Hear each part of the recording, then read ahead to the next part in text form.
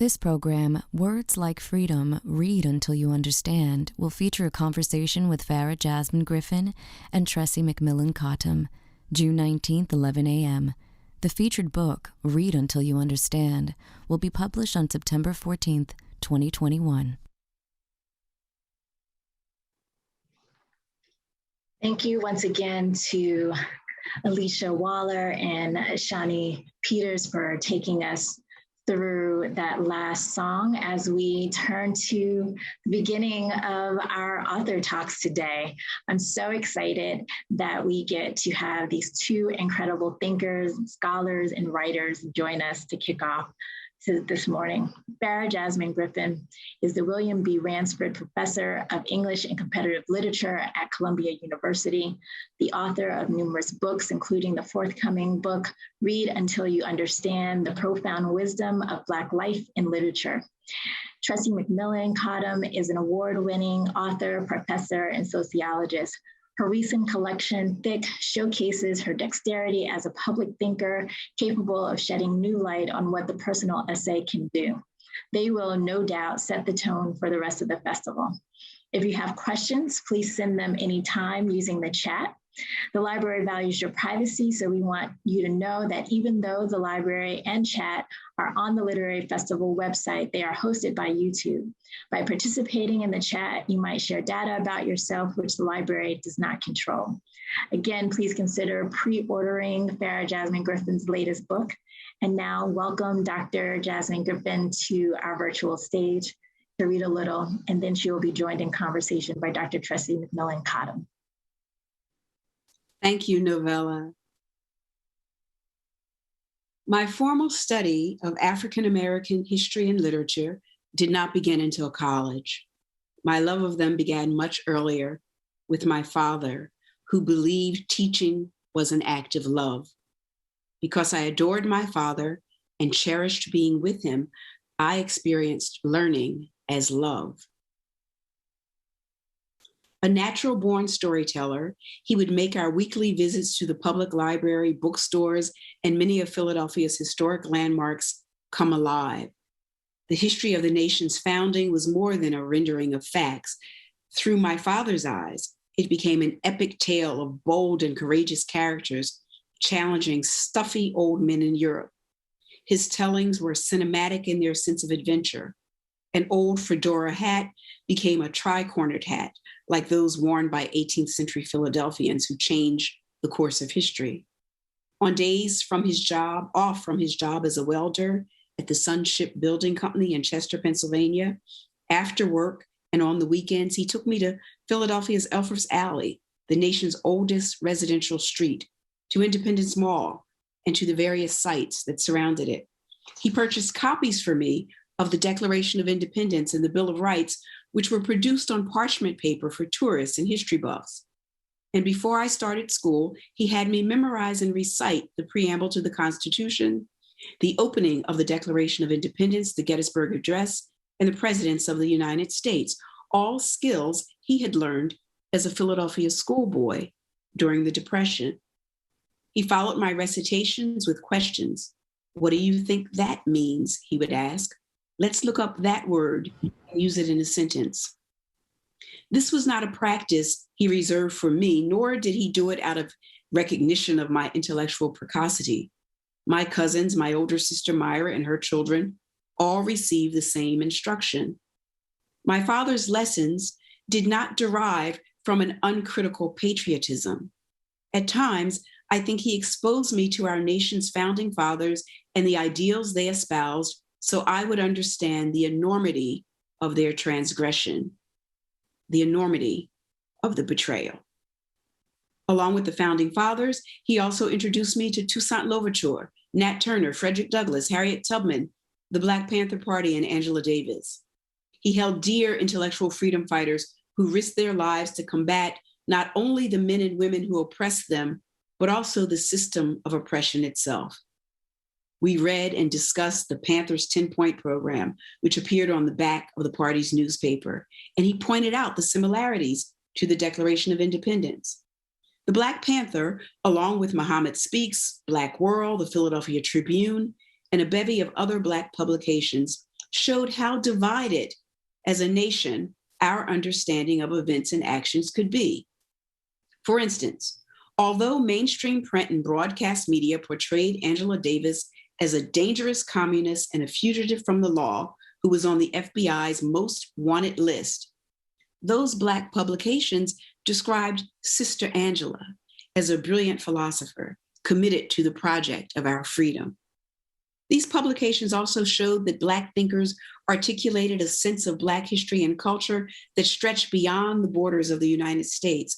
Thus, my father used them to introduce me to figures such as Kwame Nkrumah, first Prime Minister and President of independent Ghana, Jomo Kenyatta, Patrice Lumumba, first democratically elected Prime Minister of the Congo, and others, all founding fathers of modern Black nations engaged in the intellectually rigorous process of nation building.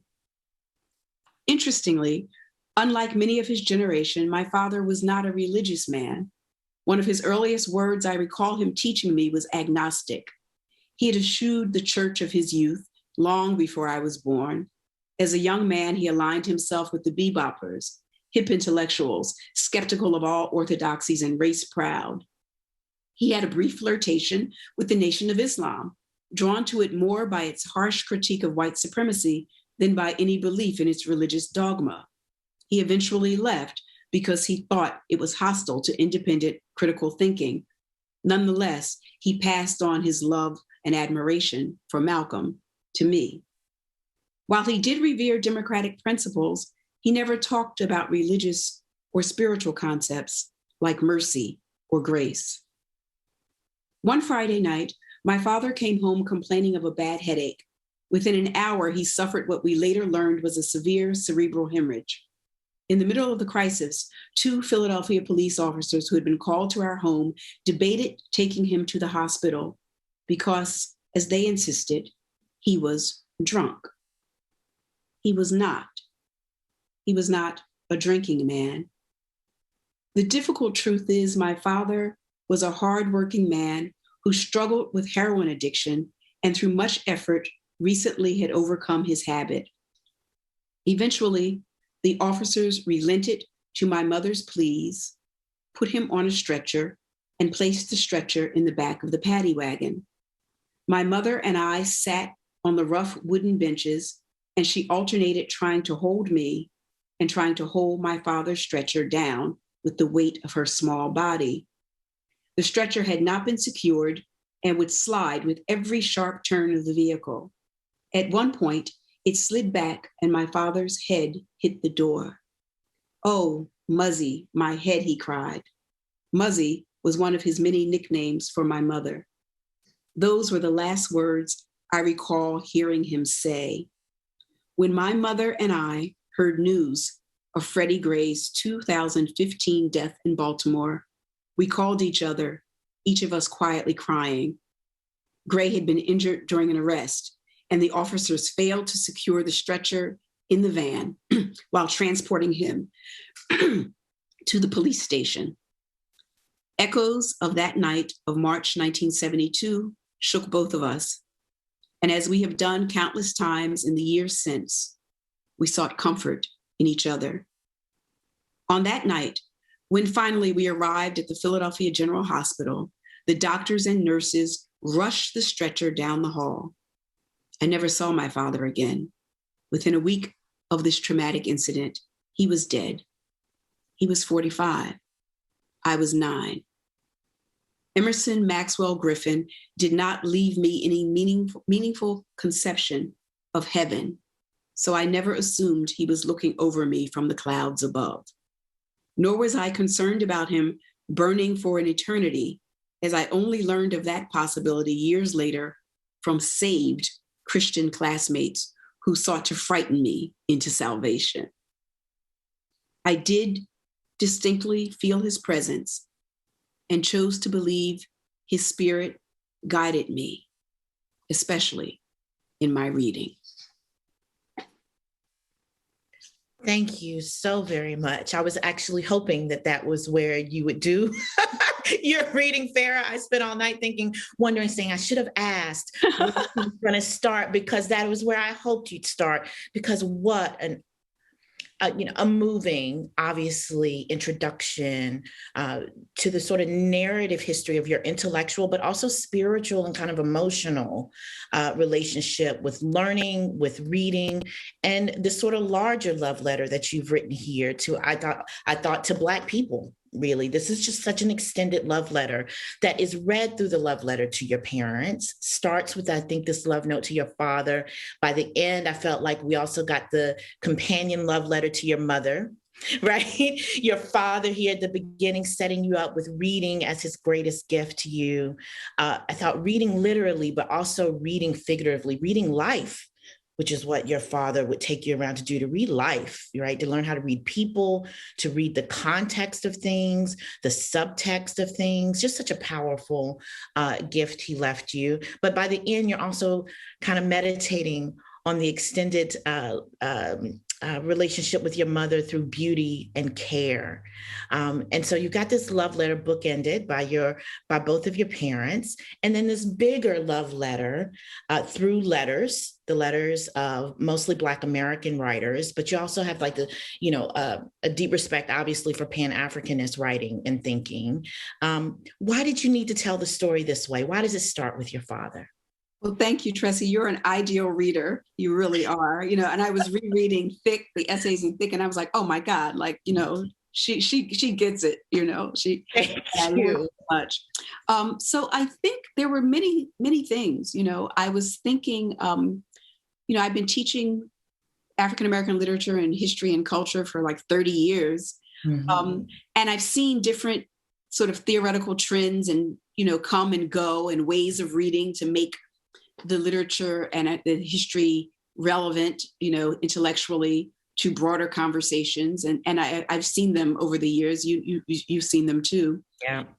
And I realized that while you try to master those things, that none of them really sort of resonated with why I started reading these books. Mm-hmm. And that in many ways, my academic training pulled me away from the way I was taught to value and read them. Mm-hmm. And the way that I was taught to value and read them is that, these are our thinkers, these are our writers, these are our freedom fighters, and they've done something remarkable for us as a people. Yeah. And that there's a deep wisdom that they have to offer, and joy and pleasure. And I got that from my father. Mm-hmm. And so I wanted to go back and say there's this sort of before history, before our, various interventions and really, smart ways of reading and thinking, that there's this prior history, and that there's a kind of intellectual tradition before the academy, exactly. and that working class people engaged in it too. Thank right? you. Yeah. Right. This is not the domain only of credentialed thinkers. This is so important to me, because one of the things you described about both of your parents, but especially your father, is that he's an autodidact, which so many people in my life were as well. This is part of the legacy, I think, of the movements of the 60s and 70s that obviously produced your father, this sort of organic intellectualism that people can speak to their own experiences and it can be sophisticated. Your father is this deeply sophisticated thinker, full of nuance, some of it sometimes in conflict, but he manages and navigates that conflict with you. And he wants you to learn how to think that way too. As you take the journey to learning how to become a formal thinker, how did you come back, though, to remembering that part of yourself? Because, I find that the academic training, if it really takes, it tends to beat the love out of you. Yes. Yeah. It tries hard to beat the love out. It really does. Right. Because the love doesn't allow for a kind of so-called objectivity. Exactly. But in some ways, I guess I failed at that lesson. And the truth of the matter is, internally, spiritually, it never left me. And, I struggled with it with all my work, but it sort of creeps in there, and so even with, having so much about my father in this book was a return to my Billie Holiday book, which opens with my father. And then I go off and I do these other things. But there's a kind of haunting, a kind of ongoing talking. And then I think talking to other people, having my own intellectual community that valued the lessons of the autodidacts. And where are we without the autodidacts? Like, we don't have Wright without the autodidacts. We don't have without the autodidacts, right? Yeah. We just don't have them. So I think that it really never left, but it was giving myself permission to say, you know what? I'm not hiding this. This is what it's all about. This is where it starts for me. And I grow through it and around it, but it's always there. It's at the core. That was one of the great gifts to me of this book and of this work, certainly of all of your work, but this does feel like a full circle moment it gives the reader permission to do it for themselves. You gave us permission to think more holistically about what really formed us, what really shapes us, and that we do not have to exchange all of that good training. Look, your mama sacrificed for you to get that good training. Right? This comes out throughout the book. You end up like so many of our best and brightest, right? You're plucked early. They realize you're smart. You go on to magnet schools and then later to the girls' school. So like, right, you got the best training, obviously. But to say that does not have to be at odds with the people who made you. And I thought the structure of the book, as much as the narrative, the structure of the book does that too. So you move through these sort of big ideas, beauty, wisdom, freedom, care, hope, which I'm going to come back to later, and grace. Grace was one of the most moving themes for me in this book, where you do this extended meditation on what grace means for Black people and Black thinkers through the grace that was not always extended to your father, right? And certainly that you saw in your community, but you do that through I'm careful to not say close read because that's loaded, right? I know loaded, but you do. It's close reading. Right. You bring in this close reading of obviously the thinkers and the writers who have impacted you. And there is as much care in who and what passages you select to read through as there is, I suspect, in the way you selected the memories from your life and how those two would go together. So I have to start with the one that hangs. You talk about haunting. We can't think about haunting without thinking about Toni Morrison. This is also an extended love letter to Toni Morrison.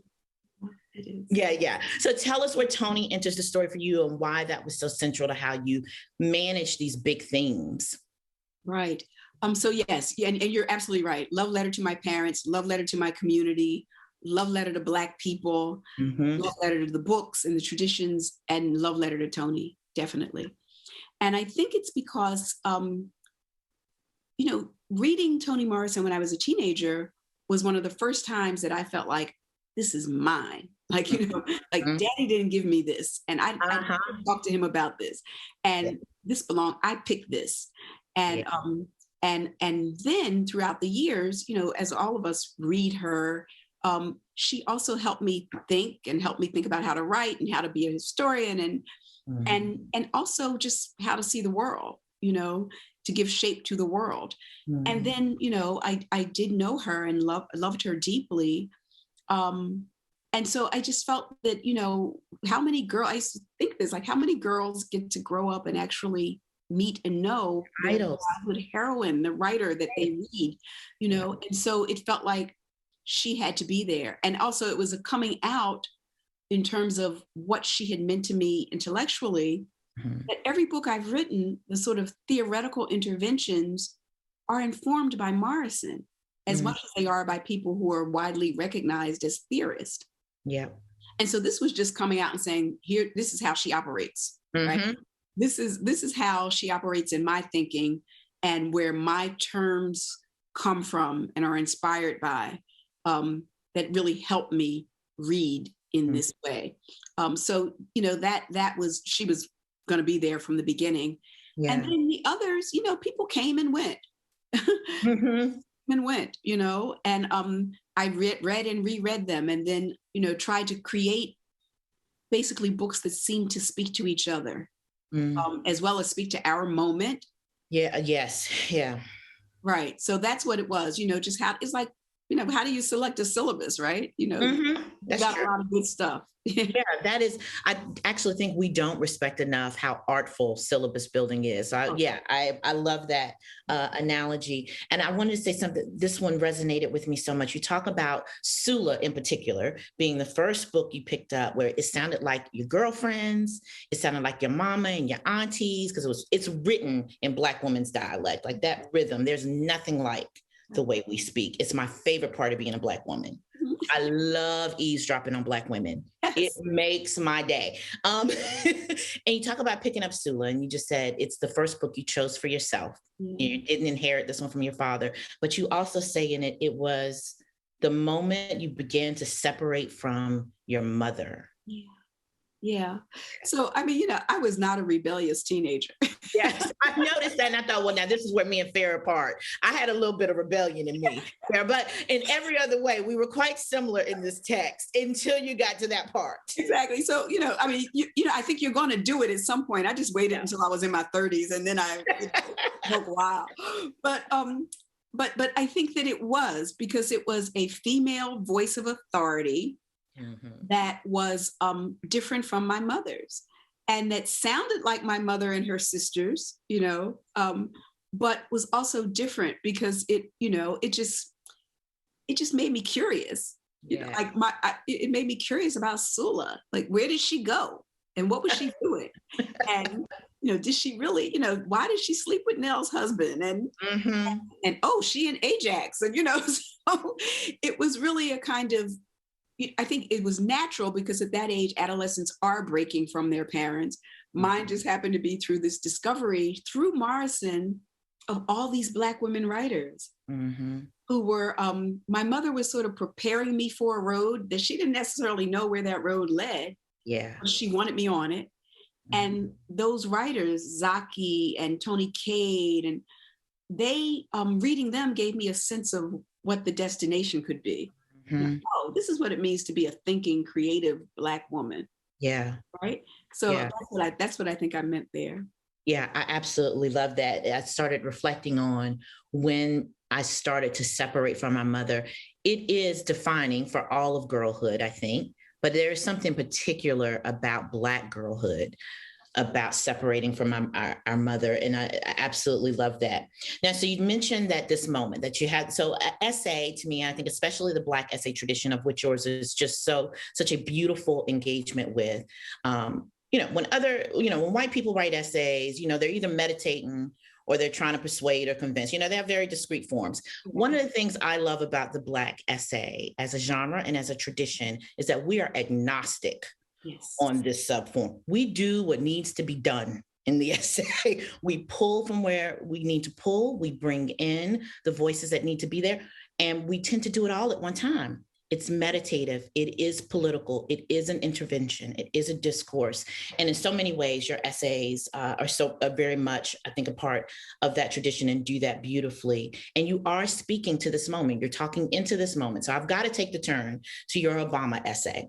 As one who has written an Obama essay, I know this comes with a lot. So talk to us about this moment. And you've got this beautiful parsing of where Obama is in the oratorical tradition. You place him somewhere between Douglass and Malcolm. He kind of swings back and forth, but then you eventually settle on him being most like Washington. Yeah. And tell us about that. I find Barack Obama, he's people are of course interested in him as a political figure, as we should be, but I find him fascinating as a writer. I do too. Yeah. And as a thinker. And one of the things that's clear when you read him is that all the stuff that I'm talking about in this book, all these people I've written about, he's read. And like all of us, he's finding a place for himself in there. Yeah. And he does have this kind of beautiful meditation on. Sometimes I think people's expectations of Barack Obama are expectations of people who did not read him or listen to him very closely. I have said the same thing. If you read that first autobiography, I thought, there should not have been any surprises about how he would govern, how he saw the world. Yeah, no, I agree. And I also think we didn't want to take him seriously as a writer and a thinker. And I think that's about a lot of things. But I agree with you that if you read the autobiography, as you so closely do in this text, we shouldn't have been surprised. No, I mean, he's got these exquisite meditations on Douglass and on Malcolm. And so for people to just say, oh, it's, King Malcolm Obama, like he was acknowledging what he learned from them, but carving out this space for himself and saying, I can't feel the same way about my white ancestors that Malcolm felt about his, right? And so when he makes those sort of turns that we see as making false equivalencies between white fear, and Black anger, like, we're like, wait a minute, and rightly so, like those are not equivalent, but that this is a person who's like struggling with wanting to hear both sides and having been raised by white people who loved him. I mean, to say that, right?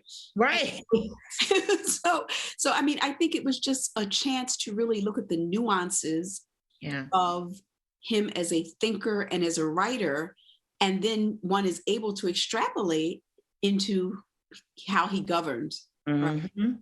And so I really enjoyed that, and especially enjoyed going back and looking at the Douglass pieces that would have been meaningful to him, and looking at the Malcolm pieces that would have been meaningful, and placing him in that context, and saying that this isn't just all about him. This is also about all these people who came before, David Walker, Frederick Douglass. And then, I think I call it like the street entrepreneurs, brilliant move to sell T-shirts with pictures of him and Malcolm. Yeah.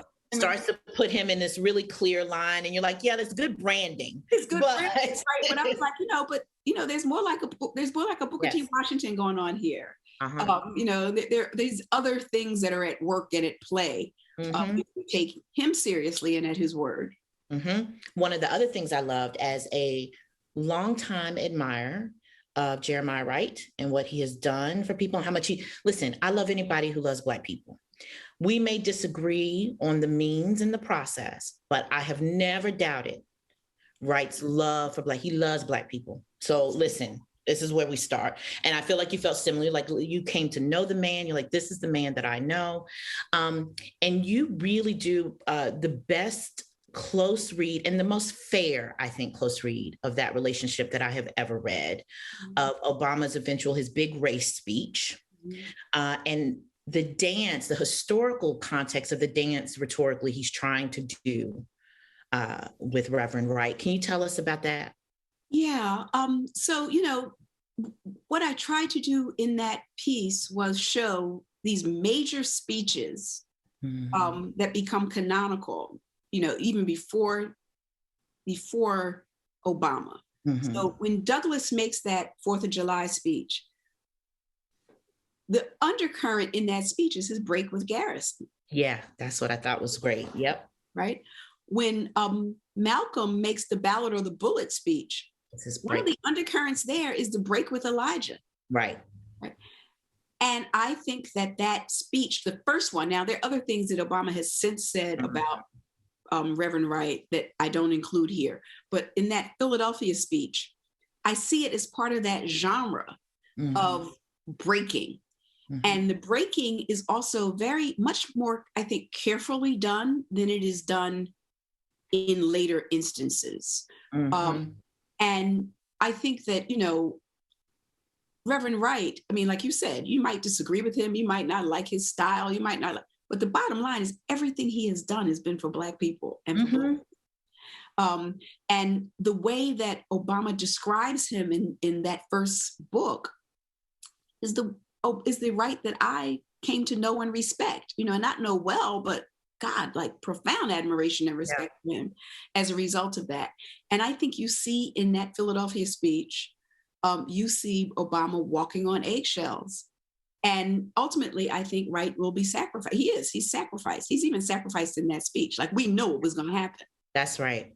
And one of the things I think writing about it in this moment was, wow, America has always demanded that Black candidates disown. That's right. Disown the more militant Black elder behind them or whomever, or some element of Black community and life. But we never demanded we didn't demand it of the man who became president after him. That's right.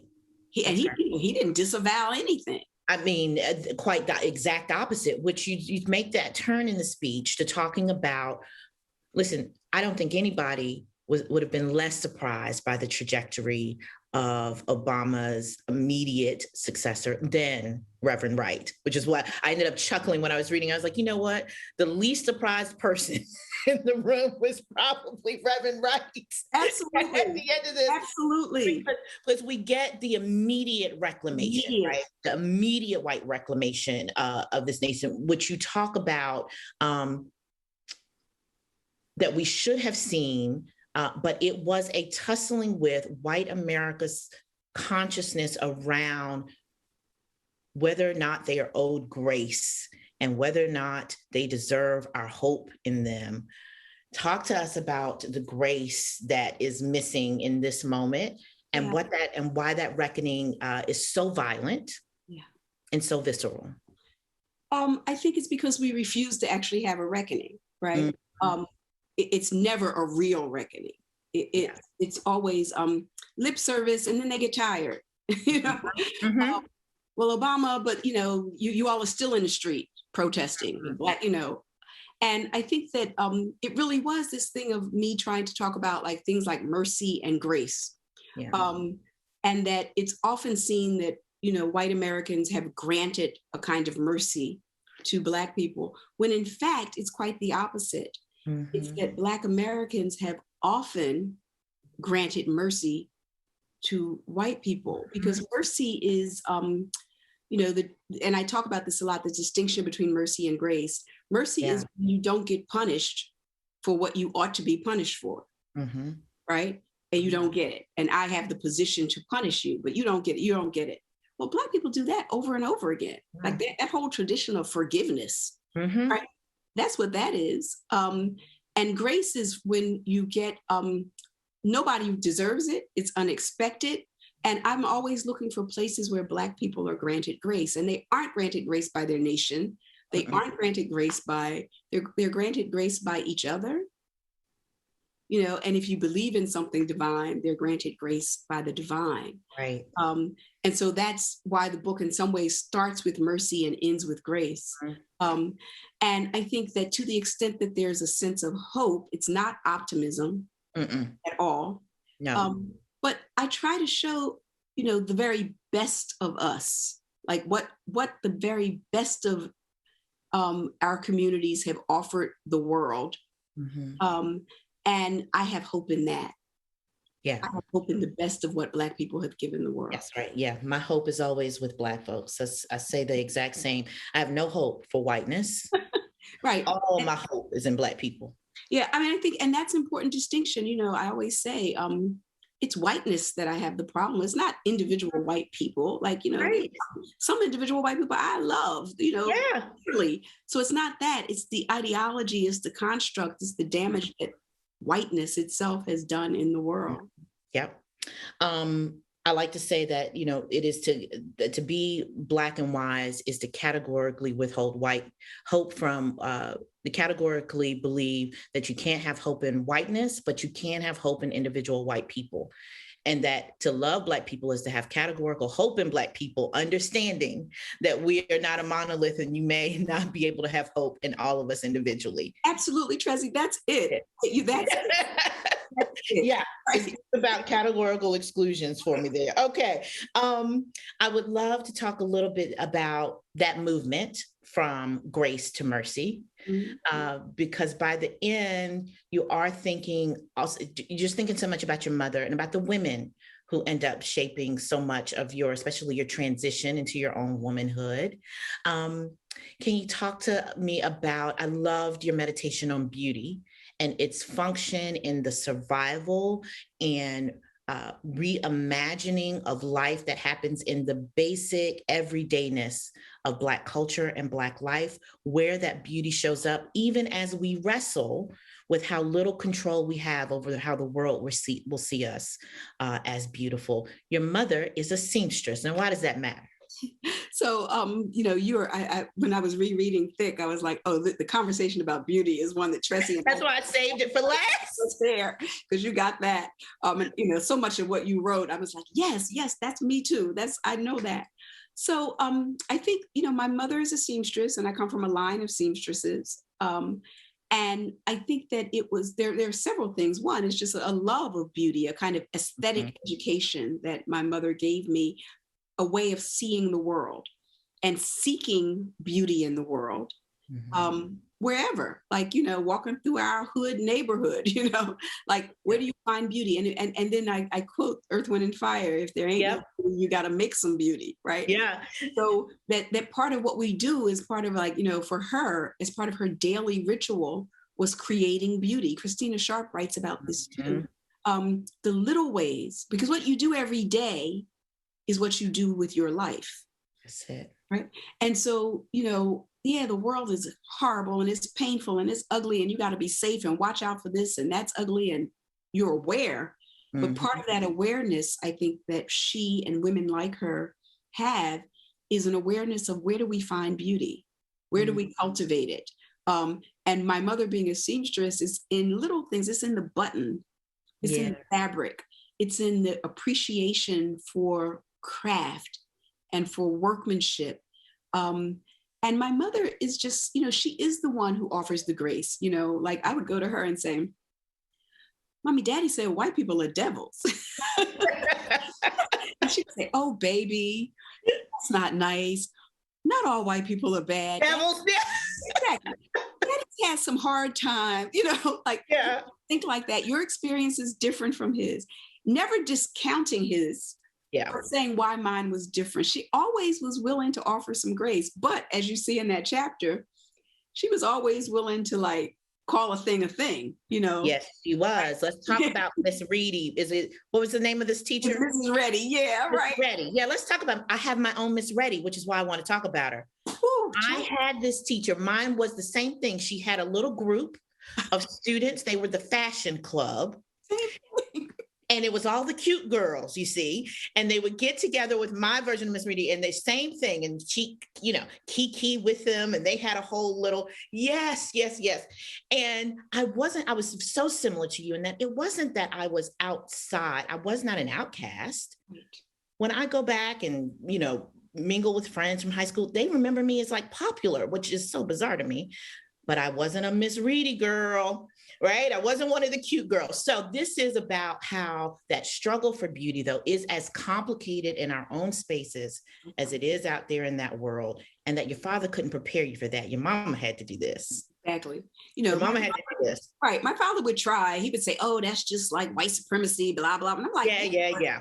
But they still calling me Black Daddy. Exactly. What am I supposed to do with that? So these little cute friends, and Miss Reedy wants to make it clear that no. Oh no, Farah's not cute. And I was devastated. I was crushed, and it wasn't because I had invested a lot in being cute. I wasn't, but this woman who was a self-proclaimed authority, right, said this, and I remember, talking to my mother, and she did two very important things. She affirmed me there. Yeah. She said, she's right. You're not cute. You're beautiful. Right. And then she was like, you're not cute. She's like, babies and monkeys are cute. You're not cute. You're beautiful. And then she turned it around and she said, and it doesn't mean anything. Yep. She's like, it really, beauty, that way of thinking about beauty, it doesn't mean anything. These are the things that are important for you as a young girl and a young woman. And then she went on. She read Miss. Yes, she did, honey. Pancake makeup. She did pancake makeup, and she draws her lips on. And she's an old fool. Why is she talking about my baby?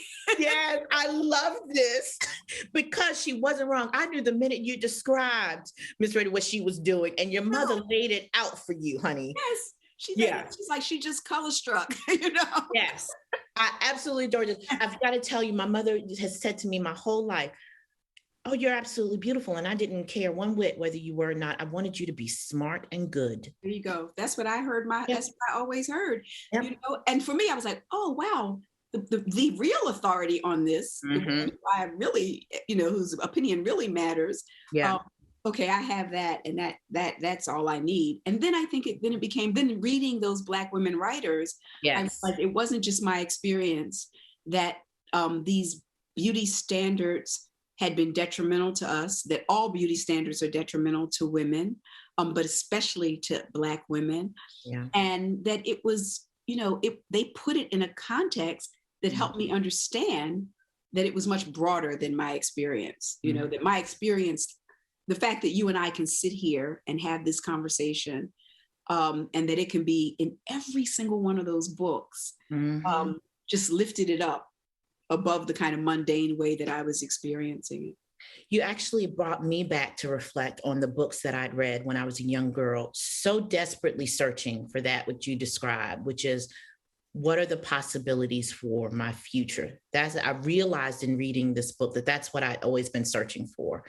I was looking for a story of how to be a Black woman in the world. You couldn't see it in the news. You couldn't see it, you know, in popular culture. So I was always looking to Black women's, especially their, you know, their autobiographies. So I loved the autobiography because I was looking for a roadmap, the roadmap that you've laid out here for us through reconciling the way we think with the way we feel. Is, I think, the very best of what I also gleaned from that work, that was us living our best lives. Yeah. And it was, you know, I think it was what they wrote. It was the stories they told in our language, and hearing the poetry in our language, but it was also them. Yeah. Them, that they existed, that they were in the world, that they wrote books, and had readings, and, you know, like, oh, that's the kind of Black woman you can be.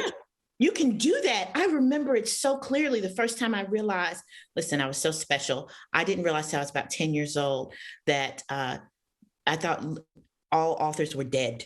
You've only read dead white men in school, you know?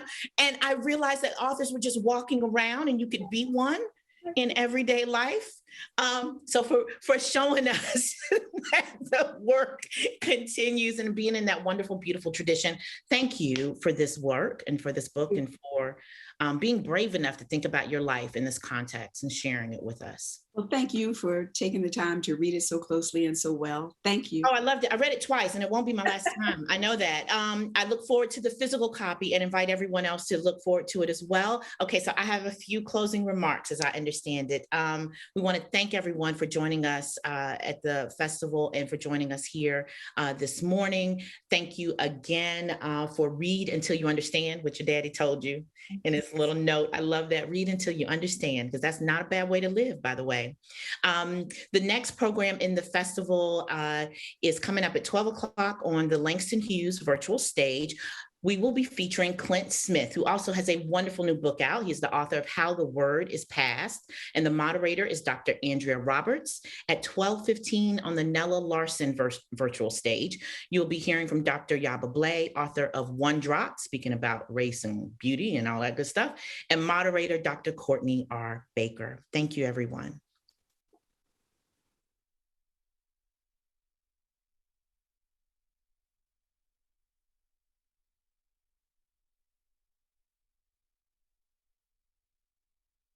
God.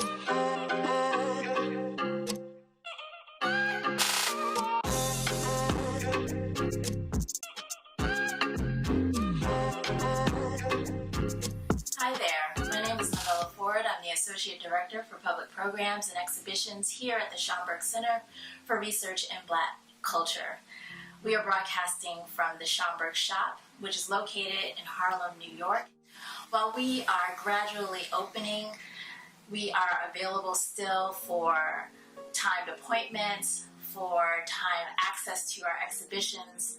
You can access the Schomburg Shop online by visiting schomburgshop.com. So what you have here are two very impressive book stacks, if I might say so, myself. These represent all of the authors who are featured at the Schomburg Center Literary Festival. I encourage you to consider purchasing these books by going online at Schomburg Center litfest.org. But if you can't purchase books right now, consider checking in with your local library and finding books of interest that are on this list here and taking them out of your local library. This year, our theme is Words Like Freedom, which takes its line from the 1947 poem by Langston Hughes titled Refugee in America. Throughout the festival, our authors are exploring concepts of freedom, and I'm going to tell you a little bit about some of the books featured in our festival. So this year's festival, our authors are exploring concepts of freedom, and I'm going to use a little bookmark to point to some of the books that we'll talk about.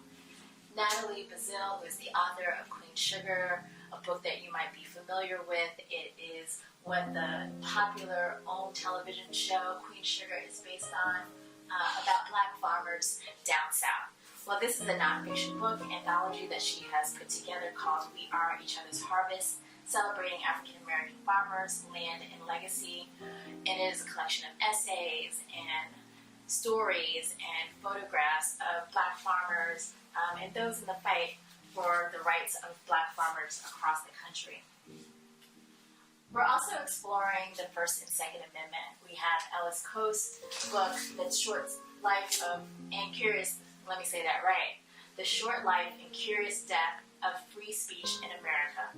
And we also have Carol Anderson's book, The Second, Race and Guns in a Fatally Unequal America. And another book that I think is really indicative of what we hope our festival will continue to be this year and many more years is Read Until You Understand, which is not available right now, but is available for pre-order. It comes out in September, and it's by Farah Jasmine Griffin. And for me, it's really about reading as a liberatory practice. It is titled The Profound, or the rest of the title is The Profound Wisdom of Black Life in Literature. Legacy of slavery is something that we must discuss when we are talking about notions of freedom and as we celebrate Juneteenth. We have How the Word Passed, A Reckoning with the History of Slavery Across America by Clint Smith. We have One Drop, Shifting the Lens on Race, which is in its second publishing by Dr. Yama Blay, who talks about the insidious nature of colorism in this country, but also how it is spread throughout the globe. And that is part of the legacy of slavery. We also have Desmond Meade, Let My People Vote, My Battle to Restore the Civil Rights of Returning Citizens. This is a memoir. He is an activist in Florida fighting for the voting rights of those who have felony record. And I think this is just so important as we are in an election year for many of our states, and just to understand who has these rights and who doesn't.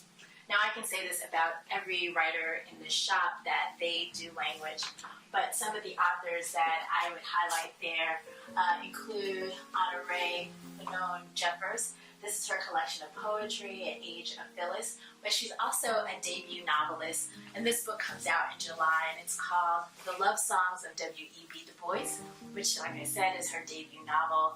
Do not be intimidated by the side. It is your beach read. It is your nightstand read. But with words as luscious as I know her poetry to be, I can assure you that the novel will do the same. The last section, the last one that I will note here is Danica Kelly, The Renunciations, which is a collection of poetry as well. I first heard Danica's poetry during a program at Cave Cottom, which is celebrating its 25th anniversary during the same time as our literary festival. And Cave Cottom has been really important to the development of African American poets here in this country. And I did say this was the last one, but there's one more book that I have to tell you about. And this writer, his name is Kiese Layman. And this is his book, Long Division, which is a novel. I read Heavy, which is his memoir, and just his way with words and his tenderness towards his subject is something to marvel. So Long Division, if you're interested in a work of fiction, this would be a book for you to consider.